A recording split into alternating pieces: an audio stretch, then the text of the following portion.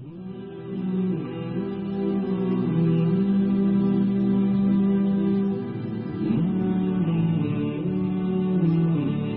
en arajunude yewtere ko feƴƴi ɗo aray ko hikki ɗo joni ko jonnugol microphone ɗon oustad Mouhamadou Alpha Ba ko jamama fo andi aɗa kamɓe kadi woda koɓe yewti hen seeɗa ko yondede fi reddingol jamama fiyo jamiw ɗo aray fadi tafaddal mashkoura. alhamdulillahi hamdan kathiran والصلاة والسلام على نبينا المصطفى ورسولنا المجتبى محمد بن عبد الله وعلى آله وصحبه أجمعين.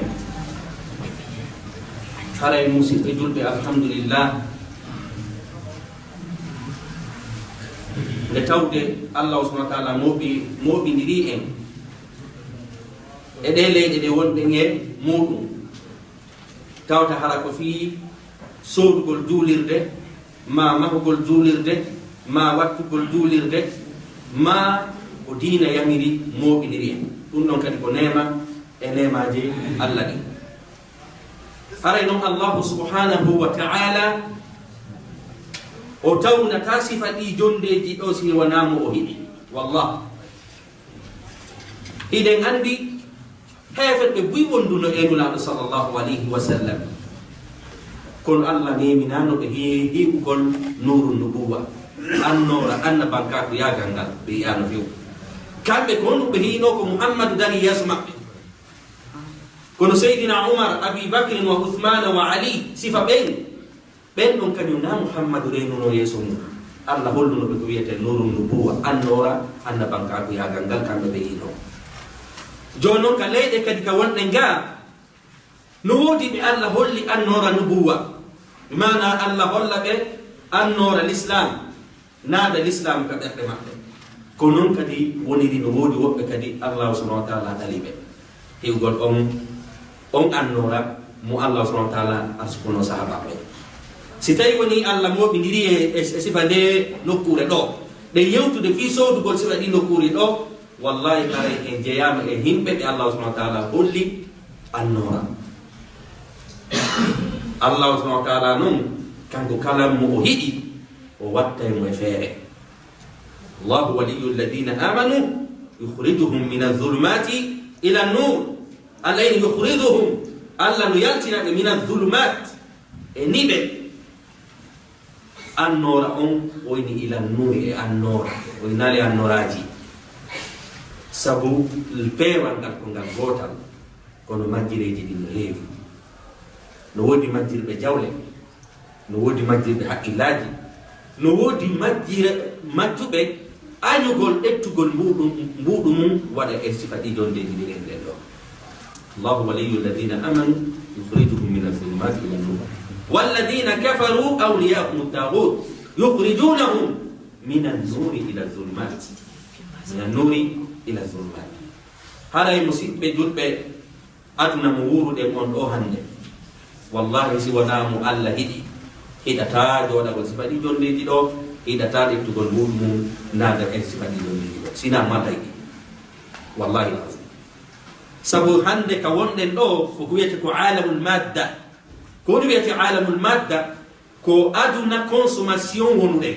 sike mo kala no faala darnude mo kala no faala mahude no kala no faala ɗum ɗo no faala kala ɗum ɗo kono en acci ko ɓuuri himmude konko galle ɗe mahoytaɗen kal janna. haray ko ɗum sahabaɓe sertiri e meɗen. sahabaɓe hari naɓe malaika sahabaɓe naɓe masumin wonaɓe falgetanu hiɗen mari sahabaɓe gonu ittuɓe hoore wano se ɗetti seydina Khalid ibn al-Walid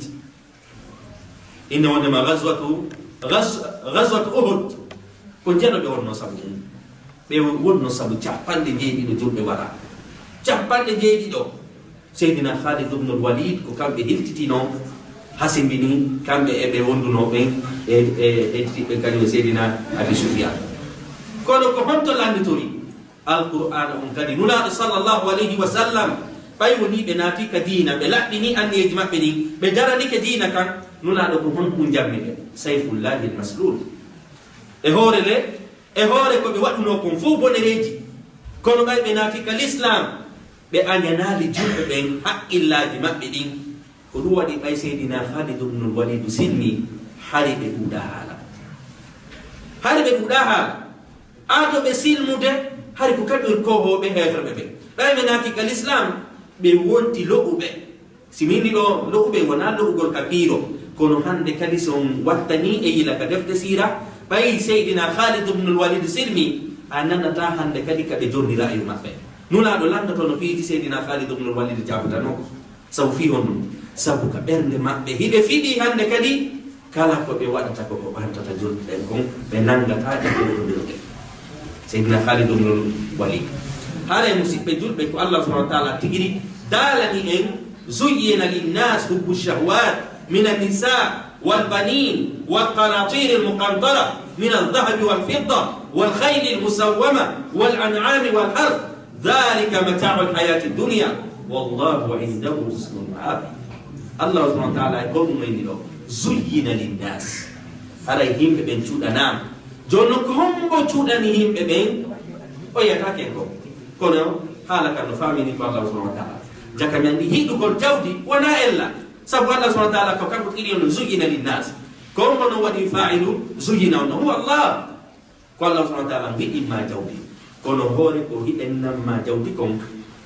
imo subi hinde makko ben o indi jawdi wobbe jogi to todi kono bernde mabbe de haray ka dina fiuti ko so be ndom mulado sallallahu alaihi wasallam ni mo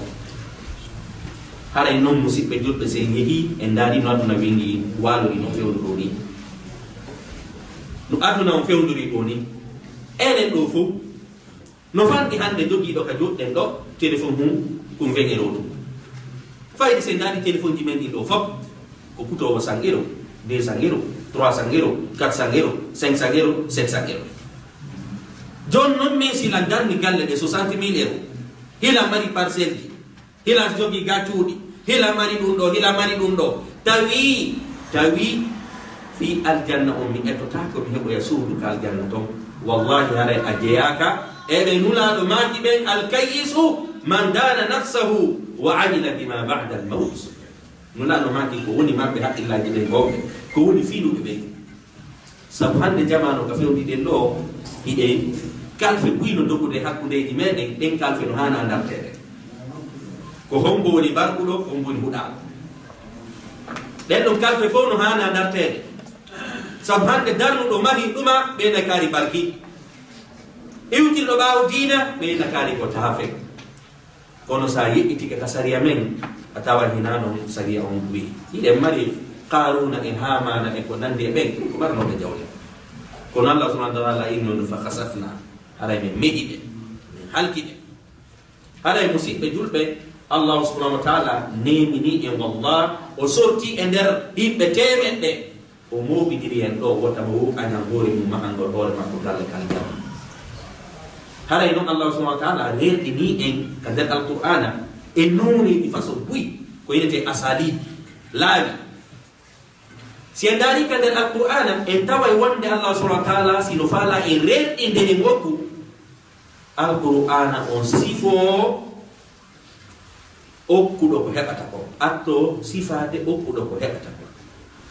wonde alqur'ana on inna enen ko honɗum heɓi on haaɗi yewtereji fof yewteron ko ngokkorde ma lakum la tunfiquna fi sabilillah ma lakum on ɗon uslub koynete on laawol noone no yewtirte noon ko yewtere ko mana taajub ko haawagol ƴe onon koko sifana ɗum fof alqur'ana ko weɓiti fof hadisaji inni aljanna no ɓaawo sa okki onon on jooɗoto ɗon ha ɗin piiji ɗum fof ɗi waɗe honkon hokkude malakum la tunfiquna fi sabilillah ko on ɗum heɓi on ha ronko sakkagol fi dina Allah kam wonde alqur'ana on ko noon wolitirta wonde alqur'ana on kadi reɗɗinira en e noone ko Allah daali hal adullukum ala tijaratin tunjikum min azabin alim enen o fof hakkunde men yalla hay goto e men miɗo taggini hay goto e meɗen ala ɗo salotoɗo andugol ko honɗum waɗata haada ɓeya hiitege yawmal qiyama comme woni faalaka an andude ɗum julɗo fof niɗo faala andu kono alqur'ana on konde ɓangini laake pos hal adullukum ala tijaratin tunjikum min azabin alim ene onon on accari mi yeeto on ngeygu tata sonnati on ɗo marché ɗum on daɗayna ko yitte comme woni falaka andude on ɗo marché wallahi on faala allah ini hamɓe mbiya ɗon mekkidata on e yewtere nden mo kala mum miijo goɗɗum allah daali tuminuna billah al iman enen ko fof eɗen jogii iman ko ɗum ande ka ɗum tuminuna billahi wa rasulih wa tujahiduna fi sabilillahi bi amwalikum wa anfusikum ko ɗon waɗi jannguɓe goo inni almufassirun ɓe inni e oɗo aya jawdi ndin hittidama ɓuri neɗɗo sabu allah subahana taala ene tujahiduna bi amwalikum jawle mon ɗen jawdi ma ndi nulaɗo sallllahu alayhi wa sallam maaki assadaqatu burhanun ittugol sadaka ɗum ɗon woni dali ɗum ɗon holli ko a julɗo kono si tawi woni min komi julɗo kono komi jeeyi kon julɓe ɓen nafitorta siko noon sahaba ɓe ngel ɗum no dina kan hewtatano en wallahi sen hiltitike e tariha sahaba ɓen no woodi ɓe tawata jawle mum fof ɓe ɗetti ɓe daranike fi kaadina ɗo enen kadi no waɗɗi en daranagol sifa ɗino kuuli ɗo fiyen accuka ɓiɓɓe men ɓen tawoya en ma fi yo ɓiɓɓe men ɓen andu on ɗum jokkunoɗen ɓaawo meɗen so ndiɗo hiɗe wolde fi wiyete diina ko maɓɓe men ɓen tawnoɗinore diina enen kadi hiɗen haani wallinde hunde nde ɓiɓɓe men ɓen si aroyi taako ɗum ɗo jokkuɗen assadaqatu burhan hal adullukum ala tijaratin tunjikum min adabin alim tu'minuna billahi wa tujahiduna fi sabilillah bi amwalikum wa anfusikum alla non dalon dhalikum khairul lakum in kuntum ta'lamun ko ɗum ɓuri on moƴƴande si tawi woni hiɗon fini hiɗon andi o yiɗo allah subhanahu wa taala ɗo ko hombo inni finuɗo anduɗo ko femdi ko on ɗettuɗo wonki mum kin doole mum ɗen e jawɗi mum ɗin waɗani fi hande allah inni oɗo ko neɗɗo anduɗo bimana koko haala fewndi takan hande sen non civilisé haala ko neɗɗo finuɗo allah daali noon mo waɗi ɗum ɗon kadi ko honɗum allah daali habbe mi yeɗon kadi joddi mum ɗin yaghfir lakum dhunubakum wa yudkhilkum jannatin tajri min tahtiha al anhar wa masakin tayyibatan fi jannati adn dhalika huwa al fawzu al azim allah daali haray oɗo joddi makko ni daren nde kadi no alqur'ana o yewtinta no alqur'ana o innon ɓe okki jawle maɓɓe ɗen alqur'ana o ɓagginalɗo ko minero ko 500 ko 100 ko ɗuma yo taw tu hara mbuɗi ma tawama yo taw tu hara mbuɗi ma tawama haray a jeeyama ɓe allah inni on yaghfir lakum dhunubakum allah inni mi yafoto bakkatuji mon so allah no inni yafoto kanko o awa meɗen mi yaafo hande gango goɗɗum yanta tum min nawn num ñande kadi mi yaafinoma kanko inano musidɗo yaghfir lakum dhunubakum o yafoto bakkatuji mon fof wa yudkhilkum jannat o naadam kadi aljannat allah noon daali dhalika huwa alfawzu alazim sa nani malal mawgal ko ɗum ɗon aya goo allah subhanahu wa taala sino reɗɗiɗen fi okkugol joni noon miɗo anditina toɓɓere himmude ndi jawdi ndi jogi ɗen alqur'ana o yeeti en allah daali woodi jawdi allah waɗi on mustahlafina fi on lomtina e mayɗen fi haqiqa en jeyandi jawdi fi haqiqa kasooɓe ndi jawdi ndi jogiɗa inaɗe hoore wakkilade ma ɓurɓe ma wakkilade no woodi ɓe heɓani ko heɓuɗa wallah ɓurɓe ma wakkilade sabu inni yanowo e gayɓe kakkare jasa on ɗon innetake wakkilade jasowo ko loyu on innetake wakkilade kono si allah neminima ha tawi compte ma on goɗɗum no toon allah innimoɗi ɗettuɗon waɗa kadi fi julirde ɗum kañum kadi na kanko nafitorta de ko an kadi allah e aya goo daali alladina yunfiquna amwalahum innama almu'minun haala e noon iɗen anndi allah ka haala arab sinnama innama ko lil hasr ko innugol ko ɓeyɗu tum innama almu'minuna alladina ida dhukira allahu wajilat qulubuhum ko woni maande julɗo ko honɗum ko si alqur'ana ayeje ɗen ñawoje allah ɗen jantama fi muɗum ɓerɗe maɓɓe ɗen hula إذا ذكر الله وجلت قلوبهم وإذا تليت عليهم آياته زادتهم إيمانا وعلى ربهم يتوكلون Allah no dalonu alladhina yuqimuna as-salat wa mimma razaqnahum yunfiqun Allah inni ko ben yinna be julde si be fetti don kadi honno be itta ko wiete jawdi be wala koko imamu yete ko aray kadi na be wonde yide sen dari e yi julbe be hande ko fi hon dum julbe be hande hibe duudi 1 milliard e ko fawi tawata hande be tawaka e nokkuli kasariyaji dettete do fi no adna o yarata yeso no jeya e ko falli julbe be honno fani gol dina kan dewaltum ina dina kon ko daragol juula e janto inde Allah jogoji kiriwol ka julbe be faamuno dum don adna fuutiye aduna fuutiye dina kan wona juula jangatum no jokki kadi dum jawdi ghazwatu tabuk gere de nula yawno de tabuk ide gandi non sinama tabuku hakkunde madina kan nula sallallahu alaihi wasallam en wonno dum e tabuk ko ambiron de 700 kilo dum no foko set baal ide andi gere den de nyande ko dum e duma defte sira de ni wonde man de nyande julbe go nyaamu haata hege den nyande be fukitama no wodi sayyidina Abdullah ibn Maktum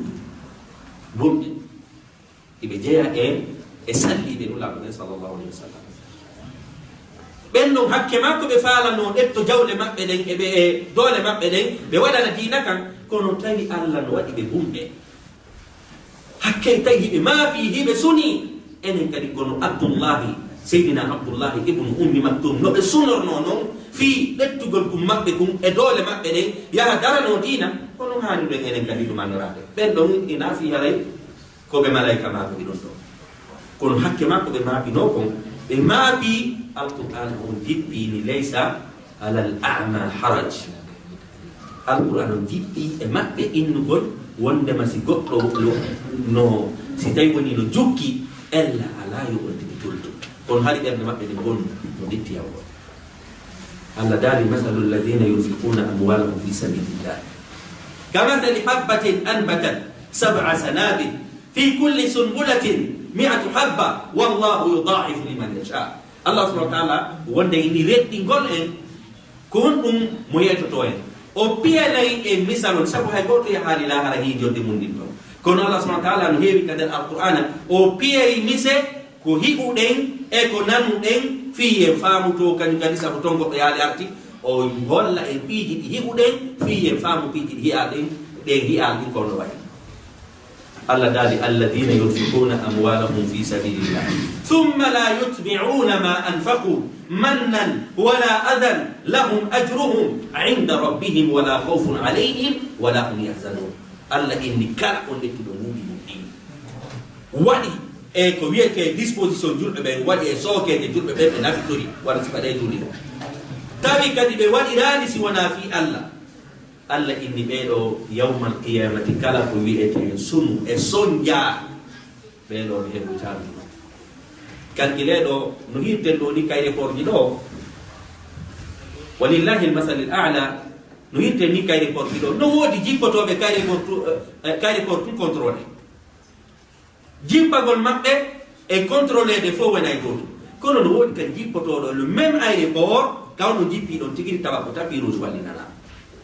e wore le pare ko goto awala hara kadi ko non wallah no woodi woɓɓe hewtoyade toon nde ɓe hewtoya toon haray malaika no jogui dossier ji maɓɓe ɗi aɓe anda noon Allah inna alladhina qalu rabbuna Allah thumma istaqamu tatanazzalu alayhim almalaika alla takhafu ولا تحزنوا وابشروا بالجنه التي كنتم توعدون نحن اولياؤكم في الحياه الدنيا نحن اولياؤكم في الحياه الدنيا جاكم يندون اولا هاركو نانك سيراتي هيته دوما كو غونغا بيدي هولبيني دي هينو توم كونو سا دياما اي الله اني بي مودو بي الله كو اني وندما يوا وادو اوادي والله يوم القيامه ائمتinte haray berde man sabu ko be tata ben takko mu ma calculer do goddo hewtu kayre kordo jippagol makko o ta ko chef de l'état ngabbi on no ma bi ko goddo innata ndara fi visa makko ma passeport makko si ko vraiment fou déjà ko chef de l'état ngabbi mo kayre ko on no habbati dum haray musibbe julbe ko nafa moɗanaka heɓuɗen fiinde nokkure ɗo joni noon allah subahanahu wa taala ko non daali wala nabluwannakum bi shay'in min alkhawfi walju'i wa naqsin min alamwali wal anfus no gasa goɗɗo ina si hokki muɗe andi luytoto kono allah daali hon ɗum allah daali haray wondema ko ɗum o jarri botoma sabu si tawi woni la juulude la ɗumanade allah jadi botoma kadi nokkeli ɓuydargol si tawi woni la ɗum sabu raɓɓiɗugol tan on musidɓe julɓe wotamo wo e meɗen hande iwɗo hara o jogaki ko wiyete huɓere aljanna nulaɗo noon sallllahu alayhi wa sallam wama yantiqu anil hawa in huwa illa wahyun yuha ɓe mati man bana lillahi masjida joni noon janguɓe ɓen ko ɗum inni on man ɗon ɓeyni tufidu al umum koyne ene to umum bimana man on ɗo sendindiranaɗe payku jano sonnade jiidirawo mawɗo feƴƴinɗo mo feƴƴina ɗum fof no natori ka nder yewtere ɗo man bana lillahi masjida kala mahan ɗo allah subahana taala juuɗe bana llahu lahu baytan fi ljanna allah mahanaymo ɓuuɓe harela lannitoro konngol an ngol iɗen anndi allah subahana taala ini wa daraba llahu masalan lilladina amanu mra'ata firaun ndaare ɓeygu firauna ko ngu tori ka ɓeygu firaun dundarankejo ɓurɗo bonde ka leydi kono ɓeygu makko tawi allah waɗi mo moƴƴuɗo hi'ayɗo annora l'islam ndaare kon ɗum allah subahana taala inni men piyani mise gomɗinɓe ɓen yoɓe ƴettu misal e on sonnaɗo enen worɓe ɓen fof kala dannimo allah tagi allah inni wondema on ndaare e o sonnajo ɗo misal jakani andi haray ko wiyete ko innen gaydugol goɗɗum ka allah subahana taala ɗum na asli jokki ina sonnade ina gorko koko o daali kon sa jokki daraba llahu masalan lilladina amanu imrata firaun id qalat rabbi ibni li indaka baytan ndaren ɗo o sonnajo kono marire haqqina o innani allah okkoran okkan suudu kama koyni okkan kama suudu sike sonna ɗon innon ko wonugol takko ma ɓuranimi suudu ɗum ɗum ɗuma siya ko faami hara hiɗe tori allah subahana taala yo allah subahana taala waɗan en udditana en ɓerɗe softina en waɗugol fi sabilillah fiide nokkure juulirde noon juulirde ka lannitagol juulirde ko an andi si bakkoto ka bakkotama wa anna almasajida lillah juulirde ko allah jii laamon ɗo jangoɓe ɓe yiɗi woko laamu ihtisas yani anna almasajida khasun lillah anna almasajid khasun lillah juulirde ko allah jeyi ko an andi si tawi wuɗu manata nder to manata kono ko yahay ɗum woni a bakike woni a baka juulirɗe ɗe dettunoɗen inne nokkeli boyi woni ko bruxelles woni ko liége woni ko ɗuma yahaali ka yehi yehi donc ko an landa ya tawe ɗum hin way wasimi yehi ɗo ka gaara ɓeyɗina ngal train wal ɗo ko bruxelles ngal fokkiti ko silan faala sidi jawa kono si leere yoni ngal yahay ka ngal yahata ngal yahay donc haray ko wonɗen e innude ɗo ko wonɗen e wadodirde ɗo okkugo ko fiye bakko kono ko yahay ɗum wallahi si lutti ɗo goto bet ko yahay sabu fallaji haray miɗo darɗa ɗo yewtere an nden miɗo tori allah subahana wa taala yo allah subahana wa taala softu ɓerɗe men ɗen waɗina en gollitiren ko jeyiɗen ko ka wuruɗen ɗo sabu sen maayi en anda ɓe akketen ɓen si tawi woni ɓe hiɗanoya e sifa ɗe geɓe ka ɓe hiɗanta en alayla hatta ɗo wassalamu aleykum wa rahmatullahi wa barakatuh ara inchallahu ko oustaz ɓuuri yaade wano yewde ɗo kono yewtere ko nder yewtere yattata ɓay ko faade no fiyagolle men e moƴƴu ere ala cuttuno mari ko yewta seeɗa ko allah nentiniɓe e yewtere oustaz mo dalfanen ɗo ɓeydano noon feƴe inchallah assalamu aleykum wa rahmatullahi wa barakatuh. Wa aleykum salam. Ara inchallah ko andin ɗumgol jama on tun wano yewtere nde kañum oustaz maɗo alfa yewtinen ɗo hollugol jama on ko ɓe wi kon ko exemple wonɗo efficace mi addana on exemple wano wonde si tawi terewal ngal hokkiti ko yahaygal ko sa jaɓa yaho ko noon tigi islam o moy joni mi jonna on exemple iɗon andi julirde ɓe nden Bruxelles wallahi musidɓe ko nde fuɗɗete tawi ko 150 000 euro jogui kono miɗo wawi o wiwde hede darol ko dan yehi 450.000 euros wallahi summa wallahi so on landike kala jokkuɓe nde ɓe yetta ko on hiɓe andi ko no mbuɗɗi heɓude ɗum ko immorde Allah subhanahu wa ta'ala ko noon ɗi ardi goho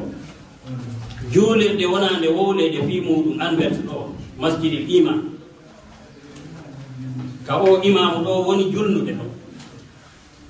min jooɗi ke meeting ko yahi laaɓi 6 fi darugol ko honno darnitortan tawi commune on hay menasiɓe wonde si tawi nde darnitaka ɓe jaɓa ñande men fuɗɗoto ka raɓɓindinangoɗo wallahi summa wallahi tawi ko 13.000 euros min joni ka kees kono musidɓe julɓe hinde darnitoɗa ko yahi 170.000 euros minen fof goto anda ko honno mbuuɗi ɗin kadi heɓori mi addana on exemple ko ɓe wi kon ɗo neɗɗo on